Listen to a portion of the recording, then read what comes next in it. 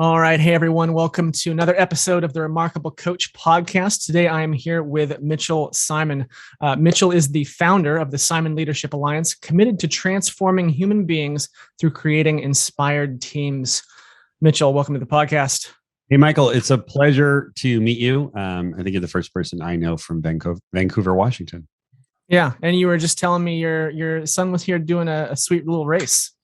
Yeah, my son's starting his residency in Portland to be an ophthalmologist, and he is a crazy biker. And so he said, "Hey, Dad, this Saturday I'm going to go race in Vancouver, Washington." I'm like, "That's cool. That's cool. Why not? So he was there. Why not? That's what bicycle, I presume. A bicycle, yes. Yeah. Okay. Cool. Yeah. Right on. Well, let's get into it here. Mitchell, I like to kind of start these podcasts. It's a bit of a longer form. We kind of chat a little bit. So if you could just give us a little bit of an introduction. Tell us a little bit about yourself, who you are, and kind of why coaching. Yeah. So great story. I think that's a great story. Maybe, hopefully you will too, is I was working for Nokia. I was a really big fancy executive at Nokia. All of us big fancy executives were like 24. And back in the day when people didn't have cell phones, and we brought a lot of cell phones to the United States. I was on a vacation. It was 1998, and I was on the island of Kona, and I met a guy who said, "Hey, my name's John Chen, and I'm plug for John Chen, and I'm starting up a company. And well, what are you doing out here?" He goes, "Well, I'm a coach for Tony Robbins." I'm like, "Cool. What does he do?" And so over a couple conversations, he convinced me, twisted my arm. He started a company that was going to take people on life-changing adventures. Now, of course, I knew at the time I didn't need a life-changing adventure. Of course not. I was so wrong. And what he did is he got together 24 people, 12 coaches and 12 civilians, and we climbed Mount Rainier. And for you know what Mount Rainier is, Michael, don't you? I sure do. That's my home state. That's right. So for those of you who don't know, and I certainly did not, Mount Rainier is the most technical climb in the lower 48 states, which means that lots of people die on that climb. That's what makes it technical. And so I said, John, actually, I'm completely not interested at all. I had just had a new baby, or I think a new baby was on the way. He again twisted my arm. And so I got there, and I get off the plane in Seattle, and these 12 coaches, mostly were guy coaches. They're in my face, and they're going, "Okay, scale 1 to 10. How's your life going? Scale 1 to 10. How's your business going? Scale 1 to 10. How's your job? Scale 1 to 10. How's your math? Scale 1 to 10. How's your relationship with your kids?" I'm like, who are these idiots? And I was incredibly intrigued. And as we spent about 3 or 4 days getting ready for the hike. We'd actually spent about 9 months getting psychologically and physically ready. Mm-hmm. I summited Mount Rainier, and I said, I want to be one of these crazy people. 2 years later, I get called in my office, February 1st, 2002. "Mitch, you're such a wonderful person. You're fired." And I called my coach, and I said, "What am I going to do?" And she says, "You go be a coach." And it was pretty much the freedom that I had and desperation. And I never knew I wanted to go back to the corporate world because they spit me out. I became a coach. And what year was this again? So I became a coach. I went to another plug, New Ventures West, one of the best coaching schools in the United States. It's in San Francisco. It was a very intensive. Now I have a law degree and an MBA. So if you look at my wall, when I had an office, I just had diplomas all over the place. And then in 2002, it's like, oh, it's time to go get some training. So it's a very intensive 1-year ontological coaching program. I remember Michael sitting in the room, and they're saying, "Well, why are you here?" And I said, "Oh, I want to coach CEOs." I had never been a CEO. I don't think I've ever had a conversation with a CEO, but for some reason, I wanted to coach CEOs. And make a long story short, that's what I do now. I coach CEOs, and mostly I coach leadership teams. There's a new thing out there called team coaching. That's what I do. I really have a passion for building humans through building the relationships and conversations that you have when you're on a really great, inspired, and winning team. Mm-hmm. Nice. That's great. When you say leadership teams, what is that? Are you talking like the C-suite or like VP, director level and above? So I'm in San Diego, so we have a lot of smaller companies.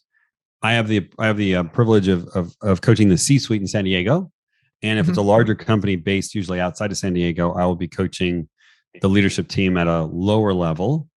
Yet, they're overseeing thousands of people.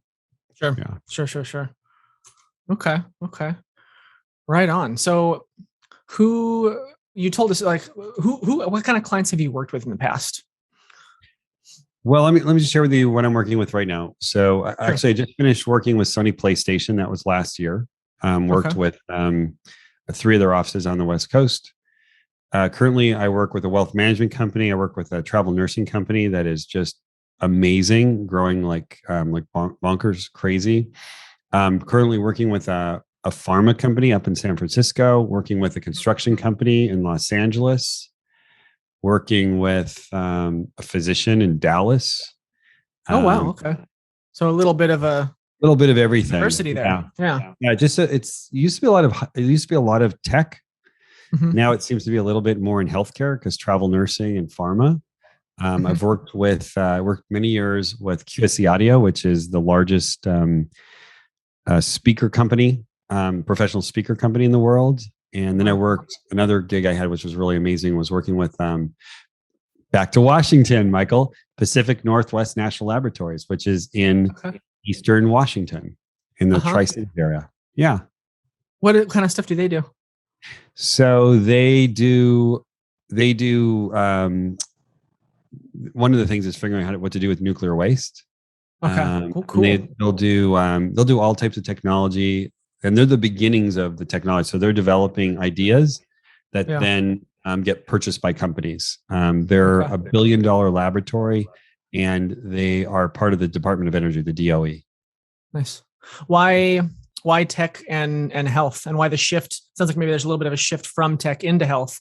What's I think that because about? I'm a chameleon, and my background was tech, so Nokia, and so it was easy to go into tech. Although I would say that the through line that's really carried me was the first contract I got was in late 2003, and it was actually in commercial real estate.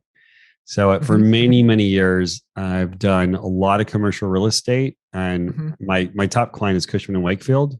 And I also work with some development companies that are developing properties and buildings around the country. But that's kind of trimmed down a little bit when we went into the pandemic. Most of my commercial real estate clients disappeared. Yeah, and so I was able to pick it up through Sony and pick it up through these new opportunities with pharma and with construction. Very cool. I like everything. Yeah. I know that feeling. I come from a tech background. I used to do software engineering, network engineering, computer virus research, and I've done everything from professional musician to marketing. Now I was a bartender for a few years just for fun. Yeah, just wow, following whatever. What does a typical engagement look like with you? Typical engagement. There is no typical engagement. I'll just share with you the engagement I have right now with, I'll just share with you one of the engagements I have right now, which is with the pharma company up in San Francisco. They're looking for cures for hemophilia. This engagement is, I'm working with pretty much every single team in the company, developing their team emotional intelligence. So what it entails is we had a kickoff. We had everybody in the company come together. I introduced myself. I introduced my partner, who's Dr. Stephen Wolf, who is renowned. If you look up team emotional intelligence, you'll come up with Stephen Wolf. And we've been speaking a lot, and we said, we really should do a book and a program about building team emotional intelligence. And what he's done is he's combined team emotional intelligence with agile. And he's come up with something brand new, which is called Inspired Teams. So with that gig, what I'm doing is I'll meet with each team, and there's 10 teams, and it's all on Zoom. And I'll meet with the team members, and I'll say, hey guys, before you came to this meeting, I wanted you to watch all these videos. We've put down about 4 to 6 videos per month on Kajabi. They watch the videos. We have a 1-hour session, and then we buddy them up, so that between this session and the next session, they're going to do homework. Mhm. The homework is to have conversations with a buddy, but the homework is also to use these tools that we just taught you on your teams. Mhm. And so this is a 6-month program. We're pretty much halfway through it. And Mhm. we're actually just about to go out and do an assessment to see what improvements we're having in the emotional intelligence of this company. And yeah, so we're working from the C-suite all the way down Nice. throughout the organization. And so the beauty there is that the team gets to use a common language and use common tools to Mhm. build their team emotional intelligence and of course the emotional intelligence of the entire company. I'm gonna say, yeah, you've got to be really able to make some serious changes in a company if you're able to start at the C-suite and work your way down from there. Yeah, Um, and it's great when you work for a company and the C-suite says, "Yeah, guys, we didn't say, hey, you go do this, mhm. but we're doing it too." And Uh-huh. that's where I think you get a lot of confidence in the work, and I think that the Yeah, rest of the company takes it very seriously. yeah, that's great. They're truly leading in that sense and not just Yeah, managing, a change. They're leading by example. That's great. right. So that's one of my Um, typical things. One of the things I'm really fascinated about right now is we have a podcast called Team Anywhere. mhm. And I like to be on the cutting edge now of hybrid and virtual work teams. Okay. And so that's what we've been discussing. And so a lot of the projects I've taken on has to do with, how do we build teams in this world of hybrid and virtual? Mhm. So what does that mean? What do you mean when you say you like to be on the cutting edge of hybrid and virtual work teams? One is I like to interview the people who are writing the books on it. Okay. So we've been interviewing a lot of people. We've been interviewing the he was the head of, he is the head of compassion and mindfulness at LinkedIn, I love which is that. really cool. I think it's That's Scott. great. Um, we've been interviewing people that are really focused right now on wellness. Uh-huh. Um, we've been working with a gentleman in Ireland who's talking about the future of work. Uh-huh. So it's how do you as a CEO of a company or as the leader of a company figure out how to keep your team connected and thriving when you're either all not in the office or some of you are not in the office ever. Yeah. And just from my research on this, what I'm thinking is we're most likely going to have situations where we're going to not be in the office 5 days a week. We're going to have to figure out, as Apple and Google have already announced, 3-day weeks. Mhm. I also am intrigued right now in, well, what about getting everyone back together for a special event or a special meeting? Mhm. For instance, I work with a company down here in San Diego, and we do monthly meetings where Mhm. everybody is there physically.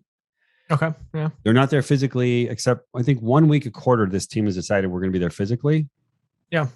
but now they're there once a month. And then I usually have them once a quarter. We do something longer for a quarterly retreat. And then every year we'll have like a 2-day annual retreat, Mhm. as well as the company will most likely start to have events once COVID, once the variant starts to, quiet down, where they're going to bring Mhm. people together. And so what I'm working with Caroline Melly, who is um, she's a strategist in planning these types of events. Okay. And we looked out there and we said, Caroline, is there anything out there that's going to instruct team leaders or entrepreneurs or owners of companies on, well, what do we do when we bring people together? Because as we know, Michael, a lot of people have moved. So Uh-huh. at the beginning of the pandemic, we all lived in San Jose. Yep. After the pandemic, 30% of us now live in, I don't know, Virginia or Rhode Island Or um, Boston or Portland. or Boston, yeah, or Vancouver, right? Is Yeah. so what we see is this necessity of keeping the culture, both the team culture and the company culture. And then if we're going to get people on planes to come together, how do you do that? Or if you're going to get people to come together once a month or twice a month, how do you think about that so you have the greatest effect? And so we've Yeah. been working on this for about 4 or 5 months now and have come up with what we think is unique in the industry. So as you guys are working with, I forget what her name was, Susan, maybe expert on the events. Caroline Melly. Yes. Caroline, not Susan at all. That Must be her middle name. Okay. It's got to be. We'll just change your name, Michael. Certainly is. And you were talking to like authors of books on mindfulness and Scott at LinkedIn. Do these people, is this part of your education, or are these people kind of part of your team as like contractors? How does that work? Both. Does that make sense? Okay. Both. Yeah. So one of it is part of my education. So I was able to, after about a year of doing podcasts, I put 2 courses together on LinkedIn. So one of the courses about, how to build virtual accountability, and one was on how to manage a hybrid team. So I think if you look for, if you Google LinkedIn learning on virtual accountability, then I have a course that you can buy through LinkedIn, or on hybrid, how to be a hybrid manager. There's a course there on LinkedIn. So that really helped me. And what's so amazing about this, Michael, is, I'm getting good feedback from countries that I don't even know how to spell. They're hey, Mitch, thank you so much for your course. This has really helped me. And it's just amazing to see, Sri Lanka and Bangladesh and Malaysia and Indonesia, of all this really great feedback. So that's been helpful. And then also it's been, I found partners. So Caroline, we found by inviting her to do the podcast. I was so intrigued with her background. Caroline's background was she worked for 10 years at Cirque du Soleil. Cool. And she was in charge of major events. Yeah. So I was taking her, her background in Cirque du Soleil and my background leading strategy retreats and leadership retreats, and saying, well, what if we put that together to give people an idea of how to think about how to plan an event? Because if you don't think about it the right way, they're going to be just a lot of money and no impact. So how does this, so you're helping your clients with planning monthly or quarterly events like this? Yeah. So like one event we just did, I use this, for any of your listeners, it's called bringingbackthebuzz.com. So we called it bringingbackthebuzz.com because, you're sitting home and alone, your manager is there or ignoring you or whatever. And the buzz of the workplace is kind of gone. So we came up with a freebie at bringingbackthebuzz.com to kind of give you an insight on how you would think about this. So for instance, one of my clients, they have their executive team and their company is just growing like crazy. So they need a next level of management. So they're calling it the extended leadership team. They call it the XLT. So we wanted to get the XLT excited about contributing at a higher level to the rest of the company, because they're right smack down in the middle. They've got a lot of impact, influence, experience. So I sat down and I thought, okay, so how would I plan this out using my guide? And, the first thing we thought was what most people do is they would say, oh, okay, the first thing we're going to do is have a speaker. Second thing we're going to do is have lunch. And the third thing we're going to do is, have a conversation. Definitely is going to bomb. Why? Because the first thing you should think about is, I'm bringing all these people together. I'm either flying them in or I'm buying them tuna fish sandwiches. So there's some cost. What do I want them to think and feel after it's done? Right. What's the ideal outcome there? Yeah. What's the ideal outcome? What's the impact? And then what's the impact I want them to have on the rest of the company once this event is done? And so we thought, like, gosh, Caroline, this is where we need to start. You need to, before you even think about, lunch and speakers, is what's the impact you want to make on these people so that when they leave, they do and think and feel and believe what you want them to think, feel, and believe. So that's kind of the first part. Then the second part was, well, what's the actual outcomes that you want to have at the event? We're not even close to figuring out who the speaker is, but what do you want them to commit to? Right? Because you're paying a lot of money. What do you want them to commit to at the event? And that would be your outcome. What do you want them to do at the event? And what do you want them to commit to at the event? Then third, we thought, you know what? And this came from Barry Winkles in Ireland, one of our podcasts. He said, you know what? You've got to get your people to buy into the story of your company, or all is lost. So our third part of this workshop is, what's the story you're going to tell? Like, what is the story of this event? And then there's the before, during, and after. So how are we going to bring people into the story? Once you get there, every story has three parts, right? Beginning, middle, and end. First part is boy meets girl, but oh my God, something really happens with boy and girl. That's the beginning. The middle is all the tragedy in the middle and all the excitement. And the end is, they live happily ever after. So, before you design your event, what's the story? So you have your impact, you have your outcome, and you have your story. And then you can actually go in and say, okay, from 1 o'clock to 2 o'clock, I'm ready to kind of lay down because I've got an idea. And then we say, well, the first thing you want to do is to figure out, what do you want these people to feel? Right. So I'm going to have my first part of my event, 1 to 2 o'clock. What do I want them to feel? So, well, gosh, I want them to feel connected. I want them to feel respected. I want them to feel honored just to be at the event. Okay, great. Well, then what kind of energy do you want to use? Do you want to is it like full blown fun energy? Is it a solemn energy? Is it a congratulatory energy? Now we're ready to go. Oh, now I can lay in exactly what I want. And that's what I was doing when I was doing this XLT event. It just popped out to me. This is exactly what we're going to do. We're going to play some games, and then next, because now the story opens up. Next, okay, story opens up. Well, then we would need the CEO to open up with a story. Here's why you're here. And then we would go into, well, now he's going to tell a story. What do we want them to feel now? What do we want the energy to be now? And then boom, you're into that. And we were creating, with that, we created an interview show. Hey, Mr. CEO, we've got some questions for you.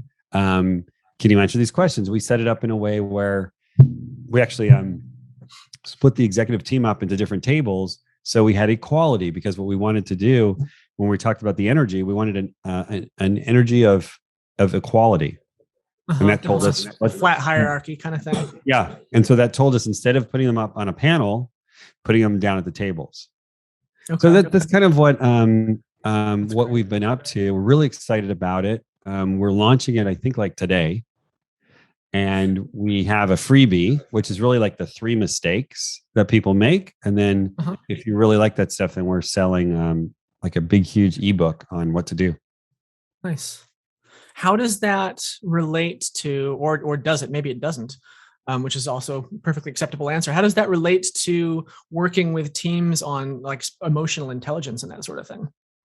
It's one of the aspects of working with teams with emotional intelligence. And so, Michael, it's a great question. What I just shared was, when you get to the agenda, instead of asking what are we going to do, you're actually asking, what do we want them to feel? Yeah. And that's it. And right now, it's more important than ever is empathy. And we hear this a lot with a lot of the podcasts, is we want leaders to be empathetic. And we hear it, but we don't really know how to do that. And one of the ways to do that is actually, this comes actually from, I was working with Todd Solovey, who is a amazing writer, producer, director.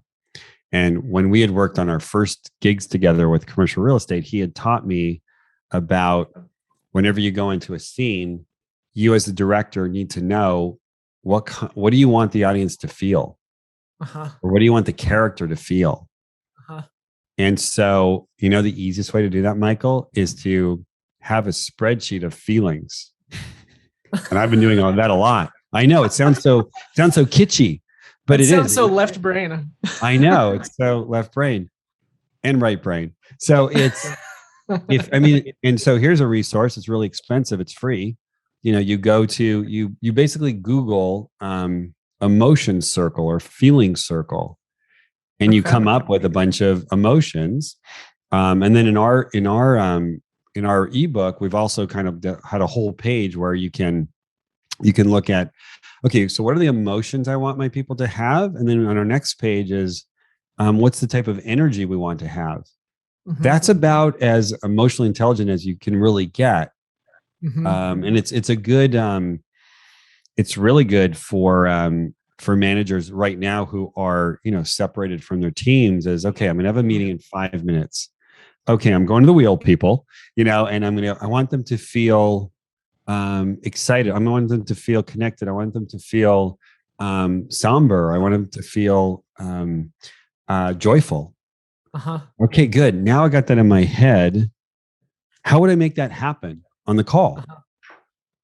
And kind of reverse engineer the process that way. Totally reverse engineer, as opposed to, I have an agenda. We're going to hit these bullet points, and then we're going to close and have some action items. And so that's why, as we were designing this, bringing back the buzz is, it's for events, but it really is, like part, 2.0. Well, it's really just for having a conversation or having a meeting to think about, what do I want my people to feel? Because I do know what I should know what they feel now. Actually, the first part of this ebook is, most of the time when we plan an event, we think, well, I'm the leader, I know what they need. But in fact, we give a bunch of questions. Whenever you have a event of some magnitude, and this is what we did with the XLT, I always send out a survey. What's going on? Because they might go, overwhelmed. Okay, well, so I'm going to definitely not have a meeting where I overwhelm them. Right. It's just like you go to the wheel and you're like, what's the opposite of overwhelm? Relaxed or something. Peace. Yeah. Right. Let's go do that. I want them to feel chill. Yeah, chill. Right. I want them to feel chill, or dope, or whatever it might be. So that's where emotional intelligence really slides. I love that, with all of this teamwork that we're doing. It's a good question. Never thought of it. I tell you what, Mitch, what I really, really love about that is how well that frame scales. Yeah. What do I want them to feel? It scales up, it scales down. When my wife comes home from work, I can plan what do I want her to feel when she walks through that door? Yeah. It actually, something I learned from Brendan Burchard in his book, High Performance Habits, is he learned that what high performers are clear on, I think this clarity is his first chapter, is they're clear on, what do I want the people that I'm, interacting with, what do I want them to feel? And then what do I want to feel? And that takes you, 2.5 seconds. Yeah. I mean, really, it's crazy. Oh, I don't have that time. Come on. Yeah. It's just so easy not to think about it. Right. Because I've got to do stuff. But again, what this pandemic has really shown us is, it's really, the best leaders have shown how to be the best, and the leaders that couldn't hack it, they're just gone. Because you really need to understand that the human that is working for me is going through a lot of emotional ups and downs, and if I don't really meet him or her where he or she is at, I'm going to lose them. Yeah, because I can't rely on just being physically together every day to give some juice, because that juice is not there right now. Yeah, that's fascinating. That's good stuff, man. Wow, where do I go from there? I've got some. Where do you go from there, Michael? You mentioned that your coaching is it sounds like maybe it's a hybrid of one to group, like a group coaching setting, and also kind of with some course materials as well. Is that right? Right. When I'm working with a team, let's say on an ongoing basis, it really is team coaching. It's, hey guys, based on the time frame of the meeting. So are we talking about what we need to do right now? Or are we talking about 3 to 6 months from now? Or are we talking 3 to 5 years from now? That kind of will help me, and my clients will help me say, these are the things we need to talk about right now. When it comes to, like what I mentioned with this pharma company, I'm building curriculum. The travel nursing company is, I'm building curriculum. In travel nursing case, what's happening is I'm building curriculum that is going to move their leadership forward. So we have a whole series of, we call it like Leadership Straight Up. That's our first course. We have H3, which is high performance habits. We then move on to, L3, leaders leading leaders, and L4, L5, as we go up the scale. The key, though, this is also connected to this bringing the buzz back, is what I found was if I can lay off the material a little bit or a lot, and kind of say, like, here's an idea. What do you think about that? And then send people to breakout rooms. I know we're on Zoom right now, so we're in a breakout room friendly environment. What I found is I've been able to get both veteran employees, been in a company for a long time, to really bond, almost to have conversations that you're not going to have the conversations. If Mitch is not in your life, you're not having these conversations, right? Because Mitch is going to push you. He's going to push you to have these conversations. We have conversations on, like, okay, so, how do you identify yourself? Are you more goal oriented? Are you more, is your in focus? Is it integrity? Is it dreams? Do you identify yourself as dreams? Like, who put dreams last? Oh gosh, you all did put dreams last. Okay, let's go to breakout rooms. Why don't you have dreams? Oh, that's a tough topic. And I haven't even met you, Michael, but Mitch is telling us to have that conversation. So I guess we are. Here we go. Here we go. Yeah. And so that's been really great, especially for this travel nursing company, which is growing leaps and bounds. They get new people in the door. We have really, really authentic conversations based on some material. There's one of our classes is excel as a remote team member. Yeah, I'm brand new. I want to be able to excel as a remote team member, because that's all I am, as a remote team member. We get people from all different parts of the company to be talking to each other. And then what happens, Michael, is you do this enough times, to do it for a year, and you have like 50 people that are in the company. And what they've learned is there's no separation between my department and your department. It's all artificial. Because I remember having really deep conversations with you 7 months ago, and you're a cool dude. So when you're in marketing and you're calling me and I'm in operations, I want to help you. It's not me against you. It's like we're bonded. And that, I think, has been the key for my company's success, is been putting people into situations where they're completely sharing their authentic self with other members of their company, not necessarily on their team. And they're building connectivity. Yeah. And it's pushing working through the vulnerability. Pushing through vulnerability. And then, instead of I'm out here doing work on my own, it's like, now Michael's my buddy. He knows me. I mean, I just shared with you a conversation that I haven't shared with anybody on the planet. Yeah. Yeah. Yeah. I'm in a group coaching group myself. And it's surprising how you can engineer, as a coach, you can engineer a friendship by telling two people to go into a room and tell each other some secret stuff. I like that. Engineering a friendship. You should keep that one. I love that.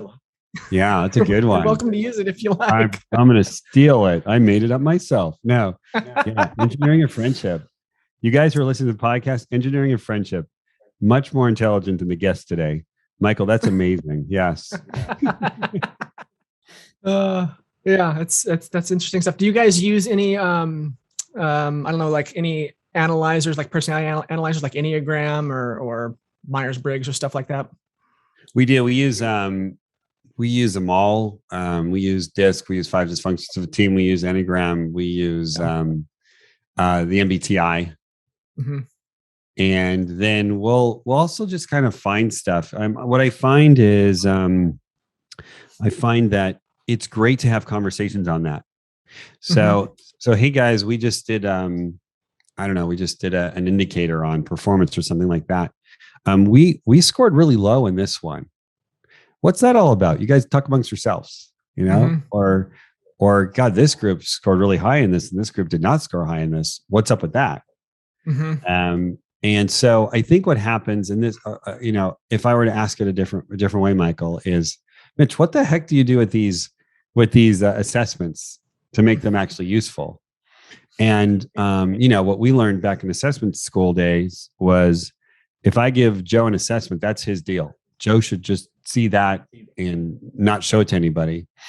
I'm the opposite. I'm like, hey guys, we just did 360s. I saw that Sam over there did really lousy in feedback. Is that right, Sam? Oh yeah, man. I suck at feedback. Who else sucks at feedback? Okay, great. Let's talk about that. Raising the awareness. Yeah, raising the awareness, and then also showing people it's okay to suck at life because we're just human. And let's have a conversation around that. And who wants to help Sam with feedback? That's the way to do it. And at that point, are you looking for like an accountability partner, that kind of thing? We, in all of our programs, we do accountability buddies. Yeah. Okay. So, hey, Michael, we're closing the class right now. You and Jerry are buddies. And so between now and when we get together, we'd like you to review what we just went over today and try these things out and see how it went. Yeah. Interesting. That's the magic. The magic is, I think, get vulnerable quickly, and put some accountability on there to practice what you've just taught. Then every time we have a meeting, I'm saying, okay, guys, who did their homework? Yeah. So people are like, I can't not raise my hand anymore, So that's where we get more accountability to get people to use this. And then, of course, if you do it with enough teams in a company, the company starts to change before your very eyes. Yeah. It's really cool. Nice. You mentioned high performance habits. Is that something? Are you guys using like a Brendan Burchard's system for what you guys do in a way, or not really? What we do is we use the book as an influence. Yep. So we say, hey, read chapter 1, and then what I'll do is I'll create my own stuff from chapter 1. Read chapter 2, and then we'll have our own conversations that they don't come out of the book, because Brendan doesn't have a program for high performance habits for the public.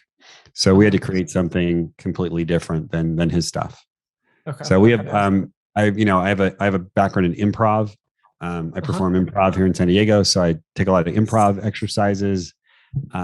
We do a lot of exercises on, here's a really vulnerable conversation based on something out of the book. Let's go have that conversation. We just make stuff up. And I think a lot of it, we make up based on a lot of the stuff that's inside this bringing back the buzz work is how do you do that? Oh, you figure out what emotion, you figure out the energy, and then you come up with some actions that'll kind of match the emotions and the energy you're trying to create. Love it. I love it. What about you yourself? Do you have, what are your morning habits? Do you have like a morning routine that you go through every day? I've got my high performance planner sitting right over there on my other desk. You do? For example. Yeah. Isn't that funny? Wait, you actually have the Brendan Burchard one? Yeah. Right there. Everyone, look at this, guys. Yep. Look at that. We are coaches. And I didn't know you had this. Yeah, it's funny. I'm giving a class tomorrow on morning rituals. So yeah, my morning ritual is get up half an hour of HIIT, high impact intensive training, half hour yoga every morning. Okay. Wow. 10 minutes meditation, protein shake, fill out my high performance journal. And then I can start my day. Those are pretty much my habits. And do you do that every single day? Every day. I eat an avocado and with olive oil. I have brain food, multivitamins every day. I have turmeric, anti-inflammatory. I am really boring in the morning, but I'm in really good shape. I kick my butt every single day. Yeah, that's great. That's my morning ritual. So it takes a while, but it gets me set up. And I wake up every day at 5:45. Okay. So this is right now, or at least in California, 5:45 is really when the sun is just waking up, just coming up. Yep. So, by the time it's around 7 o'clock, I'm done. My son comes downstairs for breakfast. and goes to school. Yeah. Nice. Yeah. So those are my great. morning rituals. And I got it because I was in Hawaii a couple months ago, and that's what we did every morning. We woke up 6:30, hit, and 7 o'clock yoga. So I said, I'm just going to keep doing that. Yeah. That's great. That's great. I have a similar routine. But I just, there are days when I don't do it. Yeah. So I definitely don't do it every single day. Stuff comes up. So I'm not as good about doing, especially on weekends. On weekends, I get weekends, lazy. I bike. I bike every weekend. So I bike, like 11 miles Saturday, 11 miles Sunday. That's my routine on the weekend. Yeah. Nice. Nice. Well, Mitch, I want to be respectful of your time. Is there anything that we didn't touch upon that you would like to chat about? No, I think we hit it all. I do think I would love people to check out bringingbackthebuzz.com. Yeah. I'd love for people to add to that to the show notes for sure. Yeah. Check it out. It's good stuff. In there, we talk about the 3 mistakes that people make in planning an event or planning a meeting. And I would encourage people to look at that for your workplace meetings, for your events, if you have any. Could be online or offline, but it's just as a way to think about it. And there's not many things that I put my name on that I'm really, really proud of. And this one I really am. I think Caroline and I have really put our heads together, spent, 5 months on this, and really thought about how you can really look good with your team. And that's, that's our jobs as coaches, is to make you look good. So that would be my encouragement. If you want to check out the podcast, I would encourage you to do that. That would be team-anywhere.com. That podcast, it's been over a year. We have some really, really good guests. We're over 4,000 downloads. And then, of course, if you want to learn more about me, that would be simonleadershipalliance.com. So you'll learn about me. You'll see me doing some speaking. If you go to a Simon Leadership Alliance on YouTube, you can see me doing a couple stand-up gigs, because I did some stand-up before the pandemic. Just great. All over the place. So that's it. Michael, God, this has been great. Thanks so much. Awesome, man. Thank you. I'll make sure and get those websites up in our show notes. And this has been a pleasure. You're a great guest. Appreciate your time. Thanks so much. All right. Have fun there in Vancouver. We'll see you later. Cheers, buddy. Thank you. Bye.